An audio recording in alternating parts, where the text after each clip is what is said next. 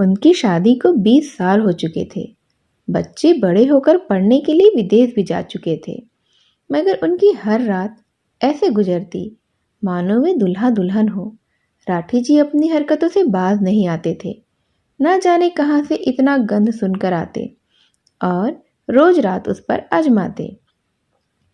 एक बार आकृति ने पुलिस में शिकायत करने की धमकी दी, मगर कुछ फर्क नहीं पड़ा।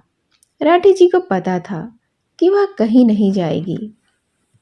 एक बार आधी रात में राठी जी की नाजायज हरकत पर आकृति ने चेतावनी दी कि सुप्रीम कोर्ट ने मियाँ बीबी की आपस की जबरदस्ती को गैर कानूनी करार दिया है। 2 मिनट, सिर्फ 2 मिनट के लिए ना, राठी जी रुके थे और फिर अपने रूप में आ गए थे। अगले दिन दफ्तर जाते वक्त उसकी आंखों में पिछली रात की कहानी घूम रही थी। अपना ये दुख हल्का करे भी तो किसके साथ? बहन से कहते हुए शर्म आती थी। वह बेचारी तलाकशुदा थी और पिछले 15 सालों से अकेली रह रही थी। फिर उसे डर भी लगता था कि कहीं बहन ऐसी सलाह न दे दे जिससे उसकी जिंदगी में भी कोर्ट कचहरियों के चक्कर पड़ जाए और शादी टूटने के कगार पर आ जाए। दफ्तर में एक बार उसने अपनी सहेली से पूछा था कि उसकी शादीशुदा जिंदगी कैसी है, तो पता लगा कि वे 3-4 दिन में एक बार करते हैं और वह भी 2 मिनट में खत्म। आकृति ने अपनी बात बताई तो वह कमबख्त सहेली बोली, तो मजे लेना। कभी अपने पति को दिन के समय प्यार से समझाने की कोशिश करती, वे समझ जाते, पर रात को बिस्तर पर लेटते ही सब भूल जाते। क्या उनके दोस्तों की सेक्स लाइफ भी उन्हीं की तरह थी?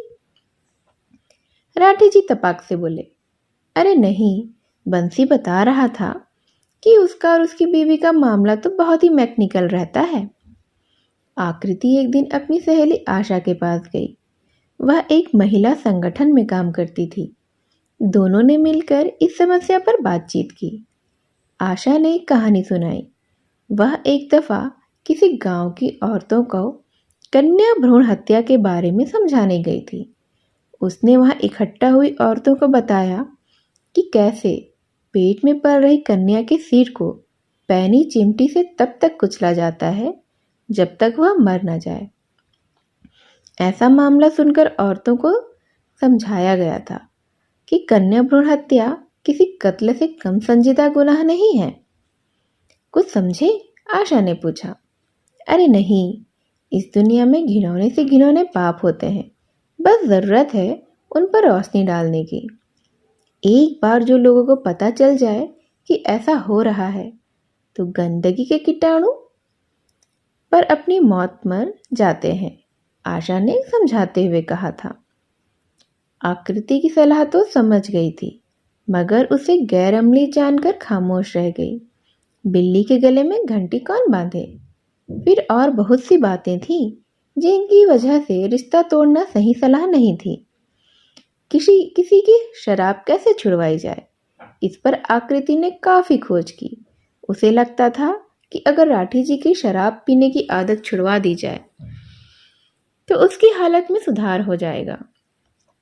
आकृति ने कोशिश की, नीम हकीमों के पास गई, टोने टोटके किए, सब्जियों का जूस दिन में 4 बार पिलाया।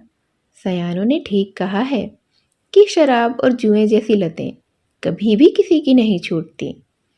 आकृति ने अपनी दूर की ननद से मदद मांगनी चाहिए, मगर उसके मन में राठी जी के लिए किसी पुरानी बात को लेकर कोई मलाल था, जिसकी वजह से उसने अपना पल्ला भी नहीं पकड़ाया।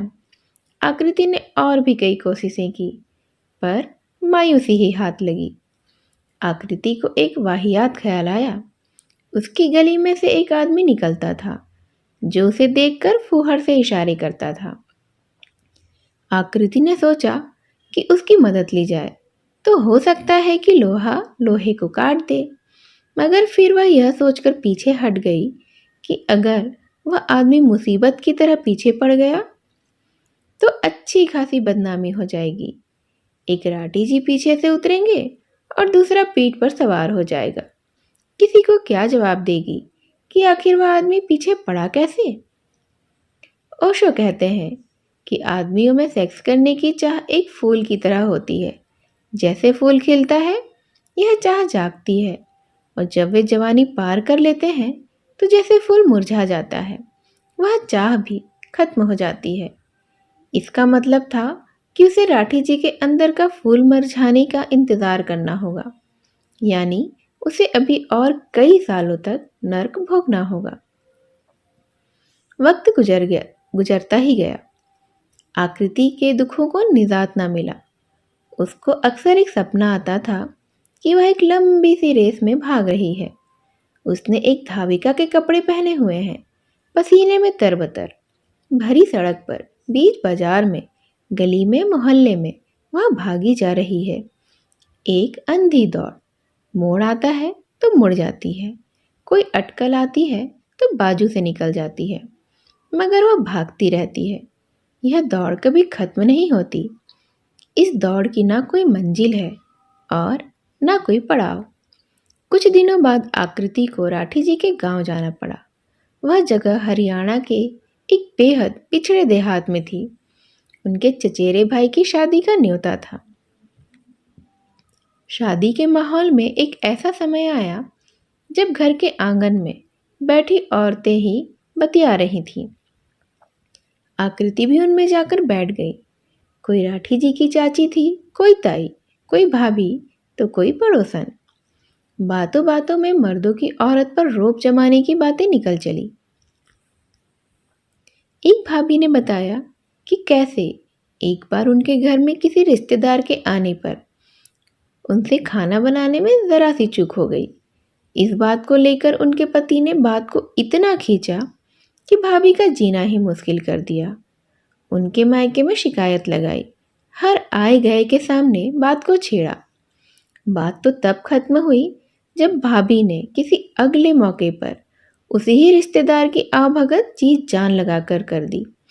माफी मांगी तो अलग। तभी एक बूढ़ी अम्मा बोली, अरे क्या तुम लोगों ने सुना है किसना का किस्सा? क्या किस्सा है उसके बारे में? किसी ने पूछा। अरे वह इतना जालिम था कि जब देखो तब अपनी बीवी को मारने के लिए तैयार रहता था। एक बार वह चूल्हे पर खाना बना रही थी कि किसना ने बेत से मार मार कर बेचारी के कोहने और घुटने छिल दिए। एक बूढ़ी औरत बोली, अजी गृहस्थ सुख तो इतना बड़ा सुख है कि इसको पाने के लिए जो कुछ भी सहना पड़े सह लेना चाहिए, इसी में औरत की इज्जत है। उनकी बातें चलती जा रही थी। अरे घर में मर्द होना जरूरी है, चाहे लंगड़ा लूला ही क्यों ना हो।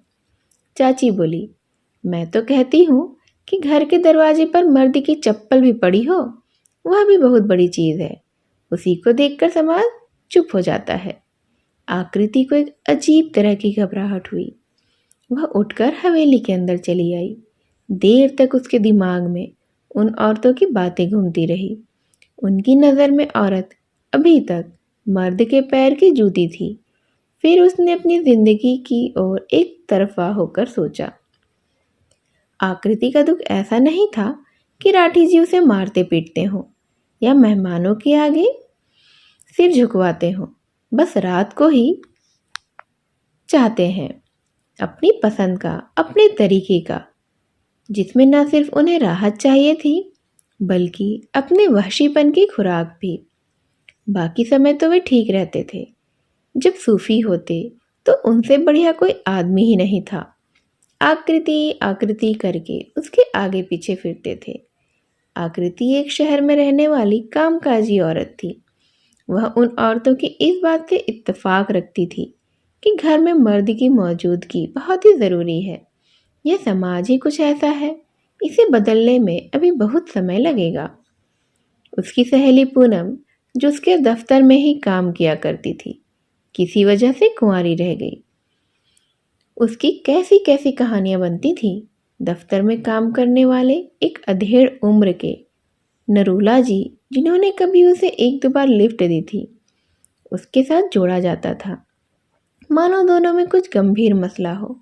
अगर कभी आकृति लोगों को नकारने की कोशिश करती तो अपने आप को बेबस ही पाती। पितृसत्तात्मक व्यवस्था की जन्मी रूढ़िवादी सोच ने लोगों के दिमागों में ऐसा घर किया हुआ है कि उसे निकालना उस अकेली के बस की बात नहीं।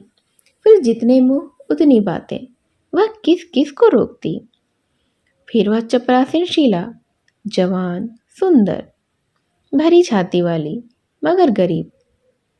ऊपर से वह विधवा हो गई। बेचारी सादी सूती साड़ी में जिस्म ढककर बिना साज श्रृंगार के आती थी। सारा दिन नजरें नीची रख के काम करती रहती, मगर फिर भी प्रताप नाम का दरिंदा उसका पीछा नहीं छोड़ता था। सारे मुलाजिमों के सामने उस पर डोरी डालने से बाज नहीं आता था। लंबा चौड़ा 6 बच्चों का बाप बेशर्मी से कहता था, शीला तू किसी चीज की फिक्र मत करना, पैसों की तो बिल्कुल ही नहीं। शीला को वह रखेल बनाने के चक्कर में था।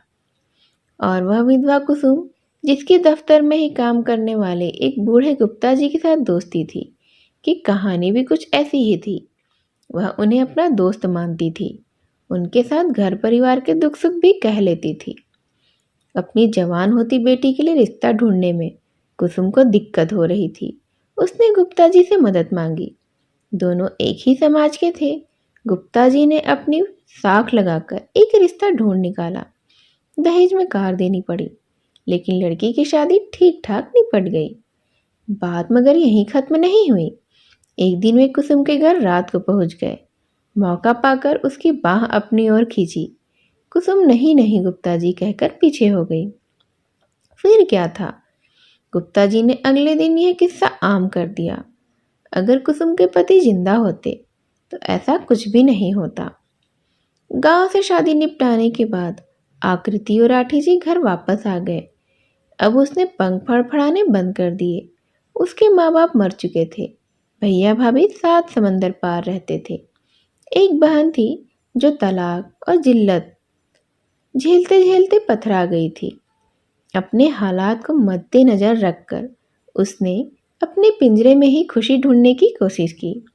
अब भी आकृति को वही सपना आता था, मगर थोड़ा सा अलग।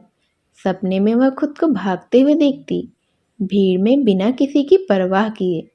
पसीना पसीना होने के बावजूद वह भागती ही रहती। भाग भाग कर उसका जिस्म गठीला हो चुका है। उसकी टांगों में ताकत आ गई है, बाजुओं में भी, और वह बहुत ही खूबसूरत हो गई है। चेहरे का नूर बढ़ गया है। लोग उसे कामयाब मानकर इज्जत दे रहे हैं। अब आकृति की जिंदगी बढ़िया गुजरती है। हाँ, लेकिन कभी कोई जब उसके कांच के घर पर पत्थर फेंकता है तो सारा ढांचा टूटकर बिखर जाता है, जिसे समेटने में उसे दोबारा मेहनत करनी पड़ती है। वह रोज तप करती है और रोज उसका स्वाद भोगती है।